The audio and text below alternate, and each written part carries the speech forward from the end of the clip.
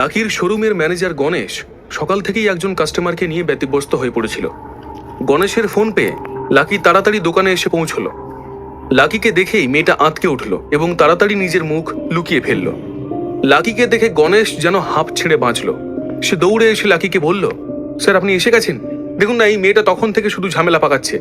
একটু আগে তো নিজেরই একটা জামায় আগুন লাগিয়ে ওই দরজার কাছে ফেললো। কতক্ষণ ধরে এই ক্যাওস চলছে দেখুন। লাকি গণেশের কাছ থেকে এই সমস্ত কথা শুনে দরজার দিকে তাকিয়ে দেখল সত্যি একটা ড্রেস তখনও আগুনে পুড়ছে। লাকি মেয়েটাকে কিছু বলার জন্য বিরক্ত হয়ে তার দিকে তাকালো, কিন্তু তারপর মেয়েটাকে দেখে প্রচন্ড অবাক হয়ে বলল, দৃষ্টি তুমি? লাকি বুঝতে পারল এই সমস্ত অসভ্যতামি দৃষ্টি করছে। লাকিকে দেখে দৃষ্টিও খুব অবাক হয়ে একবার লাকির দিকে তাকালো, আবার একবার গণেশের দিকে তাকালো। তারপর সে গণেশকে জিজ্ঞাসা করলো, আপনি এনাকে কি বললেন? স্যার। গণেশ বিরক্ত হয়ে উত্তর দিল, কেন? ইনি তো আমাদের দোকানের মালিক। লাকি এই দোকানের মালিক শোনার পর দৃষ্টি আর কিছু চিন্তা করতে পারল না। তার মুখ দিয়ে কোনো কথা বেরোলো না। দৃষ্টি ভাবতে পারছে না এত বড় শোরুমের মালিক লাকি হতে পারে। তারপর প্রচন্ড অবাক হয়ে লাকিকে সে জিজ্ঞেস করলো, তুমি এই দোকানের মালিক? লাকি মাথা নেড়ে হ্যাঁ বলল। এই কথাটা শোনার পর দৃষ্টি আর নিজের মধ্যে রইল না। সে যেন চিন্তা করার ক্ষমতাই হারিয়ে ফেলল। পুলিশ অফিসার লাকির কাছে গিয়ে বলল, শুনুন, আমার মনে হয় আপনি ওনাকে টাকা পয়সা ফেরত দিয়ে বিদায় করুন। সামান্য কটা টাকার জন্য এই ধরনের মহিলারা এমন ঝামেলা করবে যে আপনি সামলাতেই পারবেন না। দেখুন, আর একটু হলে আপনার দোকানে আগুন লেগে যেত, তখন কত ক্ষতি হতো বুঝতে পারছেন? দোকানের বাইরে অন্যান্য দোকানদার যারা ভিড় করে দেখছিল তারা পুলিশের কথায় আপত্তি করলো। প্রথমত দৃষ্টির কথা মেনে নিয়ে তাকে পয়সা ফেরত দিলে তাকে আশকারা দেওয়া হবে, সে আবার অন্য দোকানে এসে এরকম ঝামেলা করতে পারে। তারপর দোকানদার তো কোনো অন্যায় করেনি, সুতরাং বিজনেস পলিসি থেকে সে যদি সরে দাঁড়ায় তাহলে অন্য দোকানদাররা মুশকিলে পড়বে। মেয়েটা অনেকক্ষণ ধরে যে ধরনের বেয়াদপি করছে তার একটা শাস্তি হওয়া দরকার। লাকি গণেশকে অর্ডার দিল, হিসেব করে দেখে নাও জামা কাপড়ের টোটাল কস্ট কত হচ্ছে। গণেশ লাকির কথা শুনে হকচকিয়ে গেল। তার একেবারে ইচ্ছে হলো না দৃষ্টিকে টাকাটা ফেরত দেওয়ার, কারণ দৃষ্টি অনেকক্ষণ ধরে তার সঙ্গে খারাপ ব্যবহার করছিল। কিন্তু দোকানের মালিকের কথা অগ্রাহ্য করার ক্ষমতাও গণেশের নেই। তাই সে বলল, ঠিক আছে স্যার, আমি এক্ষুনি হিসাব করে বলছি। গণেশ দৃষ্টির হাত থেকে প্লাস্টিকের ব্যাগটা নিয়ে কাউন্টারের দিকে চলে গেল এবং ওখানে আরো 2-3 জন মিলে হিসেব করে কিছুক্ষণ বাদে টাকা নিয়ে সে লাকিকে দিল আর বলল, স্যার সব মিলিয়ে 20,000 টাকা হচ্ছে, কিন্তু আমি একটা কথা বলছি, আপনার কি মনে হয় এই পয়সা ম্যাডামকে ফেরত দেওয়া উচিত? লাকির কাছে এই প্রশ্নের কোনো জবাব নেই। সে গণেশের হাত থেকে পয়সাটা নিল আর তাড়াতাড়ি করে গিয়ে দৃষ্টির হাতে ধরিয়ে দিল। দৃষ্টি অবাক হয়ে টাকাগুলোর দিকে তাকিয়ে রইল। ওর সারা শরীর রাগে জ্বলে যাচ্ছে। দৃষ্টি বুঝতে পারছে না লাকি কেন এত সহজে ওকে ছেড়ে দিল। ওর মনে হলো লাকি ওকে দয়া করছে, আর এটাই ওর আত্মসম্মানে লেগে গেল। 20,000 টাকা দিয়ে লাকি যে ওকে সাহায্য করার চেষ্টা করছে সেটাও মেনে নিতে পারল না। রাগে কি করবে বুঝতে না পেরে সে হাতের টাকাটা লাকির মুখেই ছুঁড়ে মারল। তারপর পাগলের মতো চিৎকার করে লাকিকে বলে উঠল, ছোট লোক ছেলে একটা, তুমি কি ভেবেছো আমার হাতে টাকা গুঁজে দিলে তুমি মহান হয়ে যাবে? তুমি যতই চেষ্টা করো লাকি, আমার কাছে তুমি ওই ভিখিরি হয়েই থাকবে। কিছুদিন আগে তো আমার কথায় উঠবোস করতে, এখন দুটো পয়সা হয়েছে বলে ভেবেছো আমায় কিনে নেবে? শত চেষ্টা করেও দৃষ্টি কিছুতেই লাকিকে নিচু করতে পারছে না, বরং সে নিজের কাছে নিজে ছোট হয়ে যাচ্ছে। অবশেষে রেগে গিয়ে নিজের ওপর কন্ট্রোল হারিয়ে ফেলে সে লাকির মুখে একটা ঘুষি মেরে দেয়। দোকানের বাইরে জমা ভিড় আর দোকানের ভেতরের স্টাফরা লাকির এই অসম্মান আর সহ্য করতে পারছে না। বাইরের একজন দোকানদার চিৎকার করে উঠল, আরে মেয়েটা তো সত্যি পাগল, তা না হলে এরকম কেউ করে নাকি? পুলিশের লোকেরাও এবার দৃষ্টির ওপর খেপে গেল। অফিসার লাকিকে বলল, স্যার আপনি বললে এক্ষুনি মেয়েটাকে গায়ে হাত তোলার অভিযোগে গ্রেফতার করতে পারি। লাকি নিজের চুল ঠিক করতে করতে বলল, না ছেড়ে দিন, এইসব ঝামেলার দরকার নেই। শুধু পুলিশ নয়, আশেপাশের দোকানের লোকেরাও লাকিকে দৃষ্টির অ্যাগেনস্টে কিছু স্টেপ নিতে বলল, কিন্তু লাকি নিজের সিদ্ধান্তে অনড় রইল। সে কিছু না বলে চুপচাপ দাঁড়িয়ে রইল আর দৃষ্টির অধঃপতন দেখে অবাক হয়ে গেল। দৃষ্টি চিৎকার করে আবার লাকিকে বলল, জোর করে ভালো মানুষ হওয়ার চেষ্টা করো না লাকি, সবাই জানে তুমি কিরকম মানুষ। তোমার মতো নোংরা মনের মানুষ আমাকে দয়া করুক আমি চাই না। আজ এখানে আমি বলে রাখলাম তোমারও শাস্তি হবে। আজ এতগুলো লোকের সামনে তুমি আমাকে অপদস্থ করছো তো, ঠিক এর শোধ আমি নেব, এর থেকে বেশি ভয়ানক ভাবে নেব। এই কথা বলে দৃষ্টি হাত দিয়ে ভিড় ঠেলে সরিয়ে দোকান থেকে বেরিয়ে তাড়াতাড়ি মলের গেটের দিকে এগিয়ে গেল।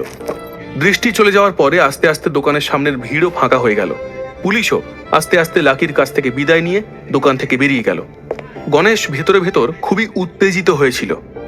দৃষ্টির ওপর তার ভয়ানক রাগ হলো। লাকি কিছু করলো না বলে সে বিরক্ত হয়ে লাকিকে বলল, স্যার আপনি ওই মেয়েটাকে একটু বেশি দয়া করলেন না? এভাবে এত সহজে কিছু না বলে ছেড়ে দিলেন কেন?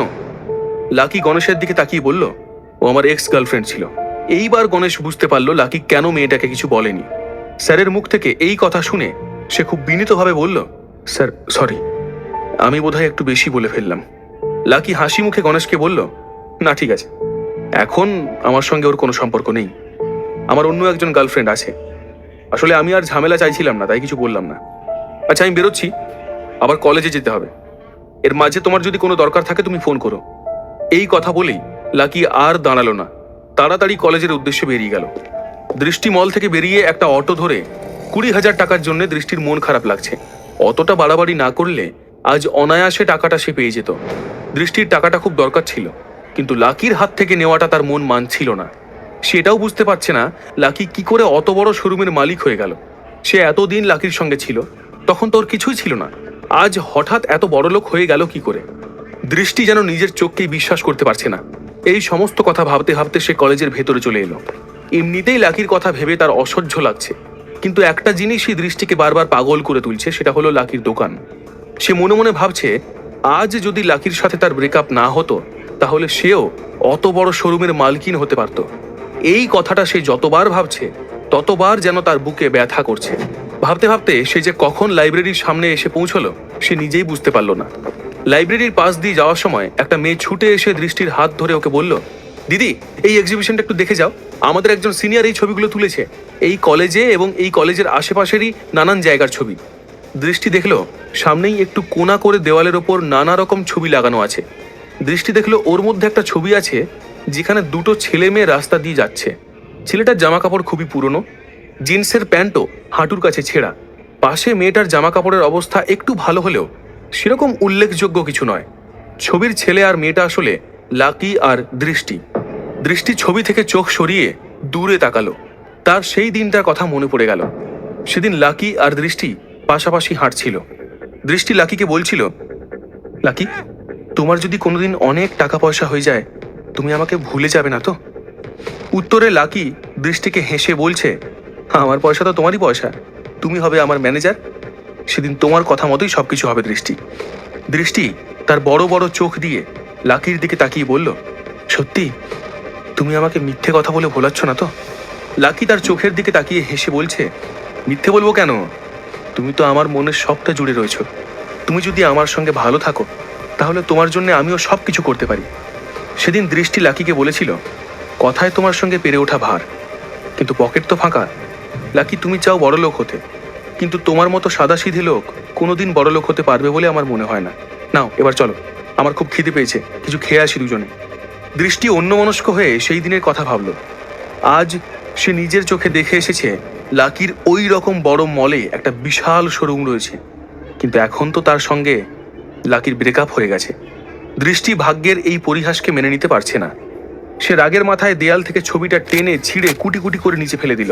তারপর পা দিয়ে ছবিটাকে মুচড়ে নিজের হস্টেলের দিকে চলে গেল। লাকি আর রাধিকা দুপুরে লাঞ্চ করতে কলেজের ক্যান্টিনে এসেছে। লাকি খাবারের অর্ডার দিল। রাধিকা লাকিকে বলল, এত কিছু নেওয়ার কি দরকার, শুধু শুধু একগাদা বিল হবে। লাকি রাধিকার দিকে একদৃষ্টে তাকিয়ে রইল। কদিন ধরেই রাধিকা সারাদিন পড়াশোনা নিয়ে ব্যস্ত রয়েছে। তার চুলে দুটো বিনুনি করা, একটা বিনুনি তার কাঁধের ওপর পড়েছে। কিছুক্ষণ দেখার পর লাকি রাধিকাকে বলল, আজ তোমাকে দেখতে খুব মিষ্টি লাগছে তো। রাধিকা লাকির কথা শুনে লজ্জা পেয়ে গেল এবং মাথা নিচু করে হাসি লুকিয়ে ফেলল। রাধিকার লজ্জা পাওয়া দেখে লাকিও হেসে ফেলল। লাকির আজ রাধিকাকে খুব ভালো লাগলো। সে হাঁ করে তার মুখের দিকে তাকিয়ে থাকলো। লাজুক হেসে রাধিকা লাকিকে বলল, বানিয়ে কথা বলতে তোমার খুব ভালো লাগে না? লাকি রাধিকার দিকে একইভাবে তাকিয়ে থেকে উত্তর দিল, বানিয়ে বলবো কেন, একদম সত্যি কথা বলছি। লাকির চোখের দিকে তাকিয়ে আর কথাগুলো শুনে রাধিকার মনের মধ্যে কেমন যেন হলো। হঠাৎই তার মুখের এক্সপ্রেশন চেঞ্জ হয়ে গেল। রাধিকা দূরে দরজার দিকে তাকিয়ে উদাস আর গম্ভীর হয়ে কি যেন চিন্তা করতে শুরু করলো। সেটা দেখে লাকি রাধিকাকে জিজ্ঞাসা করলো, কি হলো, তুমি কি ভাবছো? রাধিকা লাকির থেকে চোখ সরিয়ে মাথা নিচু করে বলল, না কিছু না তো। লাকি আবার তাকে জিজ্ঞাসা করলো, বলো না আমাকে, কি হয়েছে তোমার? রাধিকা লাকির চোখের দিকে না তাকিয়ে উত্তর দিল, বললাম তো কিছু হয়নি, তুমি খেয়ে নাও। লাকি বুঝতে পারছে না রাধিকার কি হয়েছে। নিজের প্রশংসা শোনার পরই সে উদাস হয়ে গেল কেন? রাধিকার কি কোনো পুরনো স্মৃতি মনে পড়ে গেল? এর পরের গল্প জানতে হলে শুনতে থাকুন